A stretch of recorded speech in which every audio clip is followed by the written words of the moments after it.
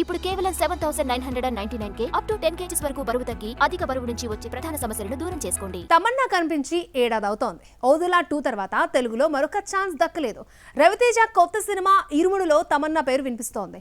Milky బ్యూటీని తీసుకోవాలంటే కోట్లతో వ్యవహారం. మరి 3-4 కోట్లు ఇచ్చి తమన్నాను తీసుకుంటారా? బడ్జెట్ వర్కౌట్ అవుతుందా? తమన్నా రవితేజ కాంబినేషన్లో ఆల్రెడీ బెంగాల్ టైగర్ వచ్చింది. సినిమాకు ఓపెనింగ్స్ వచ్చినా నిలబడలేకపోయింది. అయితే తమన్నా గ్లామర్ డాల్గా మెరిసి మరిన్ని ఆఫర్స్ అందుకుంది. ఆ తరువాత మాస్ రాజాతో జోడీ కట్టింది లేదు. భర్త మహాశయులకు విజ్ఞప్తి తరువాత రవితేజ ఫ్యామిలీ డైరెక్టర్ శివనిర్వాణకు ఛాన్స్ ఇచ్చాడు.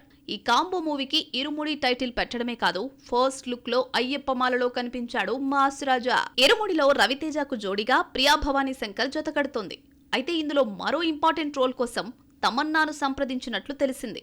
రవితేజ సినిమాలు బడ్జెట్ ఎక్కువై నష్టాలు తీసుకొస్తున్నాయి. ఫ్లాప్ అయితే 10 కోట్లు రావడం కూడా కష్టమైపోతోంది.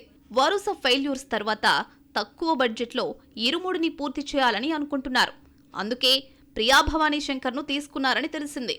తమన్నా మెయిన్ హీరోయిన్ కాకపోయినా ఇంపార్టెంట్ రోల్ అంటే ముచ్చటగా 3 కోట్లు తీసుకుంటుంది. బడ్జెట్కు మించిన రెమ్యూనరేషన్ ఇచ్చి తమన్నాను తీసుకుంటారో లేదో చూడాలి మరి.